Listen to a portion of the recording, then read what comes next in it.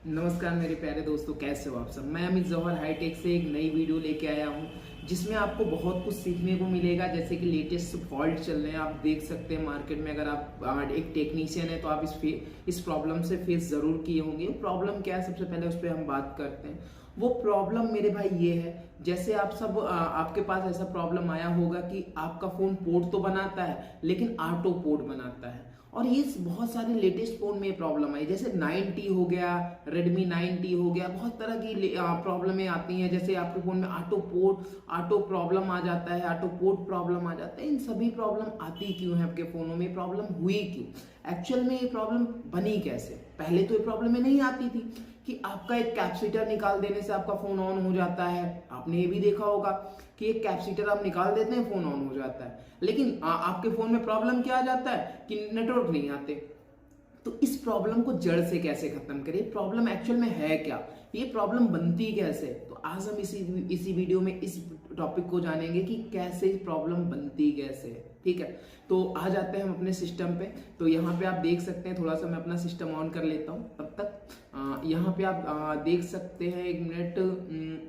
Okay, अपना system यहाँ पे हम चालू कर लिए हैं। तो आप यहाँ पे देख सकते हैं कि हमारे पास Redmi 9T का एक इनपुट आउटपुट वोल्टेज खुल के रखा है। ठीक है मेरे भाई, आज हमारा जो टॉपिक है इसमें है कि हमारा फोन ऑटो पोर्ट क्यों बनाता है लेटेस्ट फोनों में। जैसे 9T हो गया, हमारा हो गया क्या बोलते हैं, पोको 3 हो गया, मतलब तरह तरह के जो लेटेस्ट मॉडल थे, इन सभी में ऑटो पोर्ट बनता क्यों है। ठीक है, ये प्रॉब्लम आई क्यों। सबसे पहले मेरे भाई ये प्रॉब्लम जो बनती है, उस प्रॉब्लम की आईसी को हम दिखाते हैं, जो कि उस आईसी का नाम है APT, एनालॉग पावर ट्रिगर। यानी ये क्या करता है, हमारा जो 4G PA आईसी होता है मेरे भाई, इस आईसी को चलाने का काम करता है। कि ये आईसी जो होती है चलती कैसे, थोड़ा सा हम बता रहे हैं। ये आईसी मेरे भाई मैं आपको थोड़ा सा बताऊं, इसमें एक I2C प्रोटोकॉल चाहिए इसको चलने के लिए, इंटीग्रेटेड सर्किट, जिसमें 2 ट्रैक होते हैं, serial clock, serial data.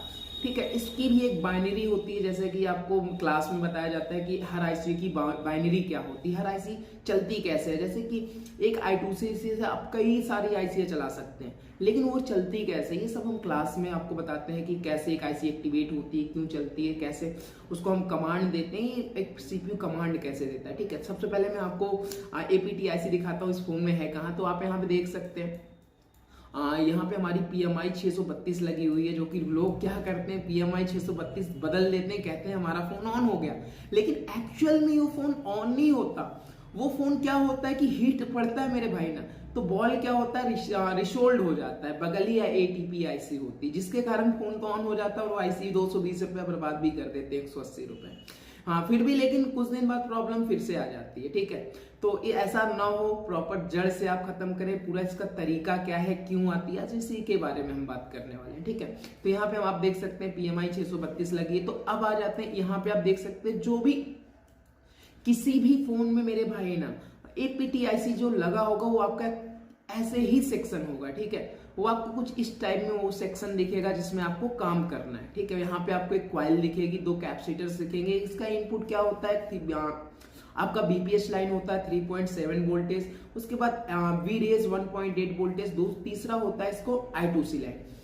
RFFE जो हमारी सिग्नल होती है, यही लाइन होती है जो कि हमारी नेटवर्क सेक्शन में जाती है। यही लाइन होती है जो कि इस आईसी को आती है, यही लाइन होती है जो कि बहुत जगह जाती है, जिसके कारण ये प्रॉब्लम आती है मेरे भाई। जैसे कि थोड़ी देर पहले हमने बताया था कि I2C प्रोटोकॉल है क्या।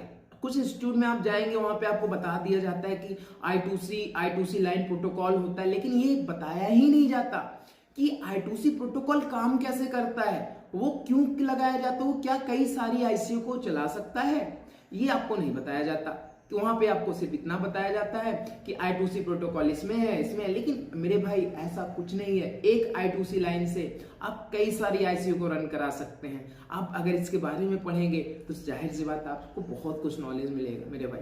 ठीक है, तो आ जाते हैं वापस वहां टॉपिक पे आ जाते हैं। ठीक है, तो यहाँ पे आप देख सकते हैं हमारा APT आईसी है। तो इसकी हम सिस्टमैटिक में खोल लेते हैं, आईसी एक्चुअल में चलती कैसे, में दिखता कैसे, और इसकी सर्किट चलती कैसे। ठीक है, और ये प्रॉब्लम क्यों आती है। सबसे पहले हम यहाँ पे आप देख सकते हैं लेआउट खोल ले। लेआउट का मतलब होता है मेरे भाई लोकेशन आउट, यानी ये अपनी जो भी कंपोनेंट, जो भी आईसी लगी हो, वहां पे लोकेशन आउट करती है कि भैया ये चीज यहाँ पे लगी है बोर्ड के अकॉर्डिंग। ठीक है, इसके बाद यहाँ पे आप देखेंगे सैस्मैटिक पे आते हैं तो यहाँ पे आपको तरह तरह के मैप दिख जाते हैं कैसे काम करते हैं, ठीक है।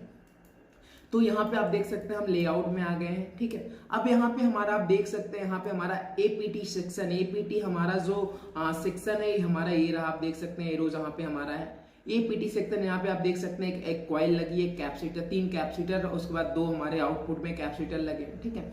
तो हम आ जाते हैं इसको यहाँ से कॉपी कर लेते हैं, आईसी आपको दिखाते हैं आईसी चलती कैसे, ठीक है। तो यहाँ पे हम सैस्मैटिक पे आ गए, इसको हम कॉपी किए पेस्ट किए, अब यहाँ पे हम आ गए तो ये हमारा रहा है एपीटी सेक्शन। तो मेरे भाई आप यहाँ से एक लाइन आपको दिखाते हैं प्रॉब्लम एक्चुअल में बनती क्यों है, ठीक है। तो सबसे पहले आप यहाँ पे देखेंगे बीपीएच पावर जो कि कॉमन है, हर जगह जाती है, तो इस आईसी में भी चाहिए तो इस आईसी में भी आई है मेरे भाई, ठीक है। अब इसके बाद आप देखे होंगे कि यहाँ पे हमारा एक लाइन और है BDD 1.8, यहाँ पे हमारा ये आप देख सकते हैं कितनी जगह जाती है 1.8, बहुत सारी जगह जाती है हमारी, यहाँ तक यूएफएस तक जाती है वोल्टेज। लेकिन ये मैटर नहीं करता, ये मैटर नहीं करता, मैटर करता है आपका ये RFFE serial clock serial data I2C protocol, ठीक है। अब ये आप देखेंगे यहाँ पे 2 जगह पे जा रही है 8 और 32 पे, यानी बहुत सारी जगह जा रही है मेरे भाई, सीपीयू से निकलती है, ठीक है। अब ये 3 इसकी इनपुट हो गई, अगर आप एक प्रकार से सीरियल से देखें इस लाइन में इसका इनपुट हो गया और ये हमारा आउटपुट हो गया, जो कि हमारी आउटपुट करती है BPA voltage, voltage power analogue.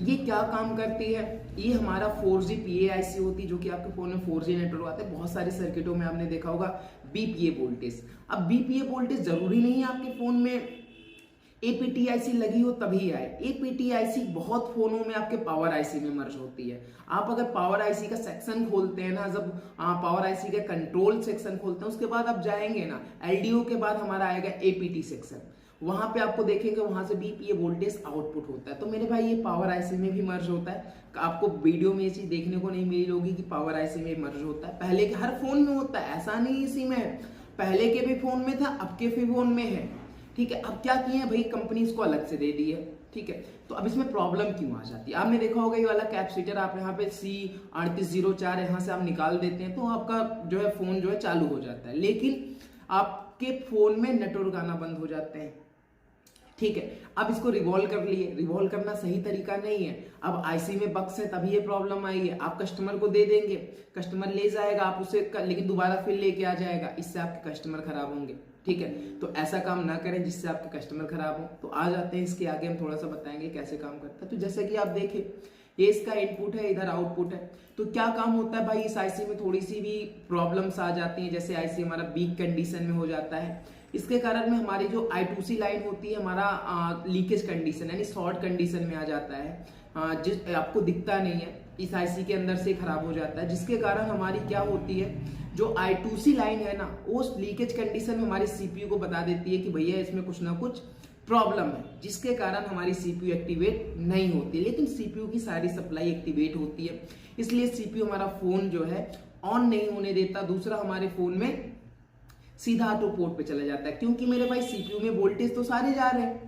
अब सीपीयू का काम है जिस भी कंपनी का है वो अपना पोर्ट दिखाएगा भैया कि हम इस पोर्ट इस कंपनी के हैं, लेकिन पूरा फोन कनेक्ट नहीं होता, इसलिए हमारा फोन चला जाता है ऑटो पोर्ट में। अब इस प्रॉब्लम को सॉल्व करने के लिए आप एक कैपेसिटर निकाल देते हैं जिससे हमारा प्रॉब्लम सॉल्व तो हो जाता है, लेकिन प्रॉपर सॉल्व नहीं होता, उसमें आपका 4G प्रॉब्लम आ जाता है मेरे भाई, ठीक है। तो ये बात तो रही, इसको हम आगे पर बताते हैं कैसे काम करता है, ठीक है। तो आपको क्या करना है, अगर आपके पास ऐसी प्रॉब्लम आई तो आपको कुछ नहीं करना, आपके पास ये आईसी नहीं है तो कोई बढ़ाने वाली बात नहीं है, बड़े आसानी से आप काम कर सकते हैं। आपको सिर्फ एक छोटा सा काम करना है, वोल्टेज डिवाइडर सर्किट यहाँ पे तैयार करना है। अब वोल्टेज डिवाइडर सर्किट क्या है, ये सब मेरे भाई हम क्लास में पढ़ाते हैं, कैसे वोल्टेज डिवाइडर सर्किट बनता है, कैसे हम किसी भी जगह, जैसे आपकी एक आईसी पावर आईसी खराब हो गई, अब पावर आईसी खराब हो गई तो आपको पूरा पावर आईसी चेंज करना है। अब क्या पता वोल्टेज एक ही जगह जा रही है तो हम वहां पे वोल्टेज डिवाइडर सर्किट तैयार कर सकते हैं, जो कैसे बनता है थोड़ा सा एक्सप्लेन करना चाहूंगा। एक होता है पुल रजिस्टर, एक होता है डाउन रजिस्टर, जिसे स्टूडेंट में कहते हैं पुल डाउन रजिस्टर क्या करता है, पुल अप रजिस्टर क्या करता है मेरे भाई। तो कोई pull down pull up register नहीं होता, एक होता है पुल जो वोल्टेज को कम करके आगे देता है, वोल्टेज को डाउन करता है। आप किसी भी सेम वैल्यू का रजिस्टर लेके यहाँ पे लगा सकते हैं, यानी यहाँ पे 5 किलो तक का रजिस्टर सेम वैल्यू का होगा, अगर आप लगा देंगे तो आपका जो है pull down voltage divider circuit तैयार हो जाएगा। तो इसके बारे में क्लास में बताते हैं। तो पहला आप ये कर सकते हैं, अगर आपको प्रॉपर इसका तरीका जानना है कि इस आईसी को चेंज करना है आपको कि जिससे आपके पास वापस फोन ना आए मेरे भाई, ठीक है। जब आपके पास ये प्रॉब्लम आए तो आप कैपेसिटर ना निकालें, कैपेसिटर निकालें तो क्योंकि कैपेसिटर जल्दी खराब नहीं होते वोल्टेजेस से, ये आप भी जानते हैं। शॉर्ट होते हैं कैपेसिटर, लीकेज कंडीशन में आ जाएंगे, लेकिन खराब नहीं होते। निकालने से क्या होता है मेरे भाई, वो ग्राउंड से बक्स चले जाते हैं, ठीक है, जिसके कारण हमारा ग्राउंड से हट जाते हैं, जो फोन हमारा ऑन हो जाता है। आपको क्या करना है, आईसी को निकालना है, रिवॉल्व करना है, दोबारा लगाना है। अगर चल गया तो ठीक है, नहीं चला तो आपको क्या करना है, सिंपल सा मार्केट में आईसी मिल जाती है, या फिर किसी फोन से निकाल के इसे लगा देना है, या तो आपको वोल्टेज डिवाइडर सर्किट तैयार करना है। यही इसका सोल्यूशन रहा। इसके अलावा इसमें कोई सोल्यूशन नहीं, आप करके दे देंगे, लिंक कस्टमर आपके यहाँ फिर से वापस आ जाएगा मेरे भाई, ठीक है। अगर आप इस चीज को करते हैं तो बड़े आसानी से आपका फोन रिकवर हो जाएगा। मिलते हैं अगली वीडियो में, धन्यवाद।